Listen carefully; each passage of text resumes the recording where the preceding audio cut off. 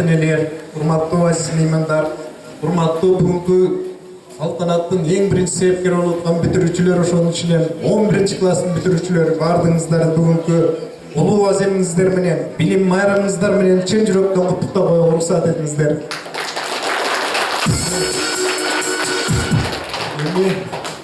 Эң биринчи жолу ушул бүтүрүп аткан балдарыбыздын ысыгына да, суугуна дагы ушул көкүрөккө тозгон биздин ата-энелердин ушул ден соолугу чың болуп, мейли үй бүлөдө болобу, турмушта болобу, кайда болсо дайыма бейпил өмүр сүрүшүн чын жүрөктөн тилектешмин.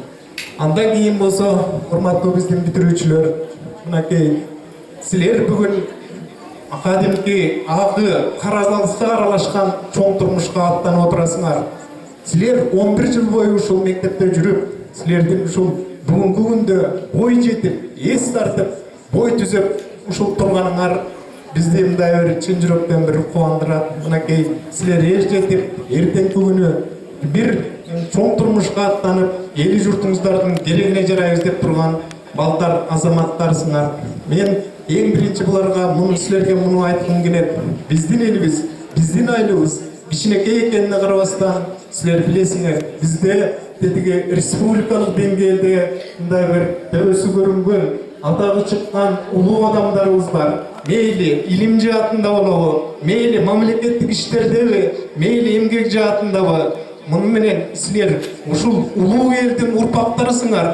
Ошондуктан кээ бир жерлерде айтат да, ушул айылдын бир атын берели десе, бир көчөнүн болобу, мекеменинби же башканын атын берели десе, мындай бир колго илинерлик адам табылбайт дейт. Ал эми биздин Токтояндын айылында керек болсо эки үйдөн кийинки кишиге белгилүү бир ысымды берип койсо болот, мейли көчөбү, мейли башканыбы. Ошол силер болсо ошондой элдин урпактарысыңар. Ошондуктан силер ушул ата-бабалардын, улуулардын жолун жолдоп, ошол жолдун да бир өз деңгээлинде алып өтүшүңөрдү мен чын жүрөктөн тилектешмин.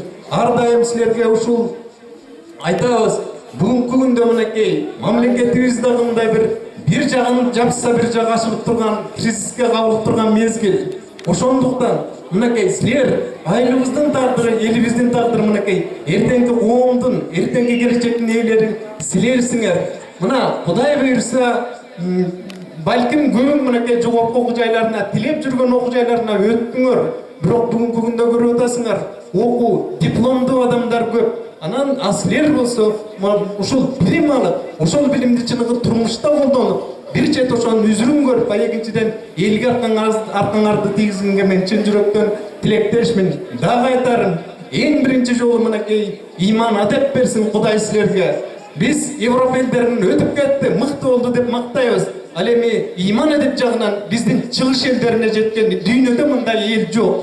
Экинчиден балдар ошол адам болуп, андан кийин ушул мынарки астыда айтып атабыз дайыма, эртеңки күндө мындай бир турмушка да бир даңгыраган чоң жол жок. Анын өйдө төмөнү, ой бөксөсү бар. Мына ошол кыйынчылыктарга көкүрөк тосуп, ошону чыдап, анан ошонун бир көздөгөн максатыңарга жетип, келечекте ошол кимдин уулу, кимдин кызы дегизген уул кыздардан болуп, ал эми биз болсо мектепте ушул кыздарды биз окуттук эле, ушул балдарды биз окуттук эле деп биз сыймыктангандай бололу.